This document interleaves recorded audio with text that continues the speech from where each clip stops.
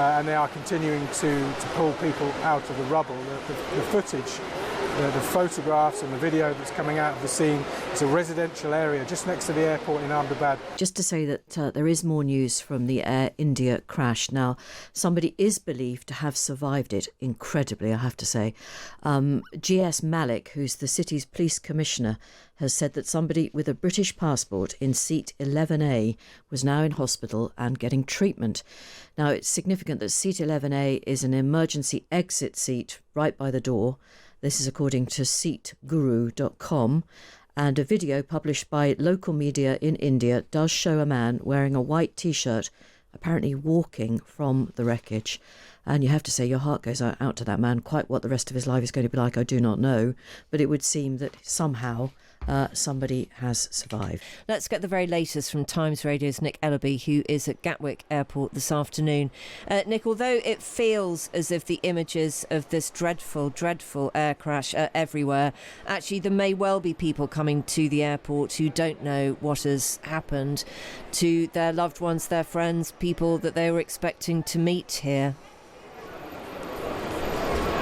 Yes, good afternoon, Fee. Here at Gatwick Airport, that plane from Ahmedabad, the Air India AI-171, that Boeing 787, was supposed to arrive here at 6:25 this evening. It took off at around 9:08 UK time, but then we know that it never really got about more than 650 feet off the ground. Sent out a mayday signal just after takeoff and lost contact probably less than a minute or so after takeoff. As you mentioned there, we know that there were 242 passengers and crew on board, 53 Brits, 169 Indian nationals, 1 Canadian, 7 Portuguese nationals. And grim news coming out of Ahmedabad at the moment is that the City Police Commissioner there believes that there are no survivors. They have sent over 100 bodies to the nearby hospital in Ahmedabad. And they are continuing to pull people out of the rubble. The footage, the photographs and the video that's coming out of the scene, it's a residential area just next to the airport in Ahmedabad where the plane came down, are really shocking. As the plane comes down, you can see its landing gear is still out, and experts say that probably should not have happened like that. And then there's a huge explosion, ball of flames and massive plumes of black smoke, and photographs from the scene show the tail of the plane embedded into a building, what we understand is a doctor's hostel. And more grim news, I'm afraid, that authorities and police in India are starting to do DNA tests on relatives to try and work out who they've managed to pull out of the rubble. So really grim scene here at Gatwick. I mean, the scale of this story you can just see by the amount of TV crews that are here. I've just done a quick count, there must be 25 crews, lots of international reporters here. And as you say, yeah, passengers arriving at Gatwick this afternoon. Some people don't know exactly what's going on, lots of people stopping to ask us what had happened. Here at Gatwick, a crisis centre has been set up by the teams here to deal with people that were expecting to greet their loved ones off that flight at 6:25. And the UK Foreign Office have also set up crisis teams out in Ahmedabad and here in London as well.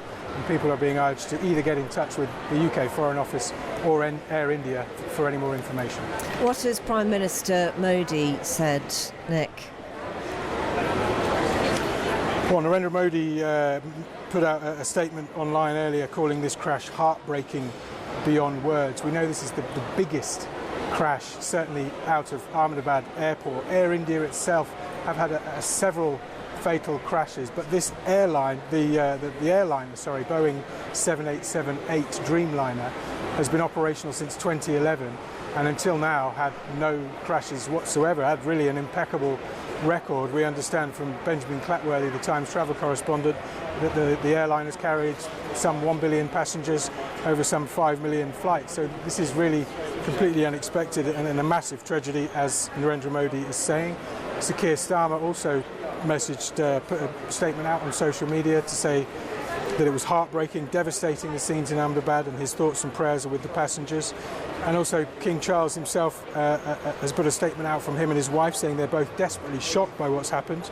sending their prayers and deepest possible sympathy to the families and friends of all those affected. And also he wanted to pay particular tribute, the King, to the heroic efforts, he says, of the emergency services and all those providing help and support in this most heartbreaking and traumatic time. And that will continue to go on both in India and also here in London. Stay where you are, Nick. We'll come back to you in just a moment. But Campbell Wyson, the CEO of Air India, has been giving a statement in the last few minutes. Let's hear that. But first, and most importantly, I would like to express our deep sorrow about this event. This is a difficult day for all of us at Air India, and our efforts now are focused entirely on the needs of our passengers, crew members, their families, and loved ones. I know that there are many questions, and at this stage, I will not be able to answer all of them, but I do want to share the information we have at this time. Air India flight AI 171, operated with a Boeing 787-8 aircraft, travelling from Ahmedabad to London Gatwick, has been involved in an accident after takeoff. Flight AI 171 was carrying 230 passengers and 12 crew members on board.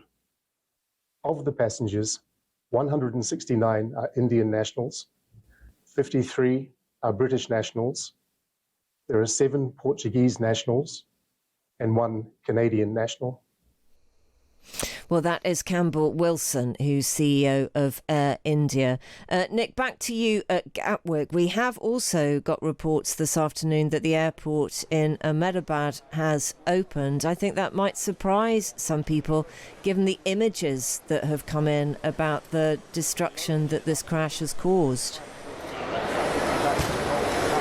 Yeah, I think so, because when you look at those pictures that you can see on the Times website and app, the scale of the devastation from that aircraft coming down, huge aircraft, is it's really shocking to see.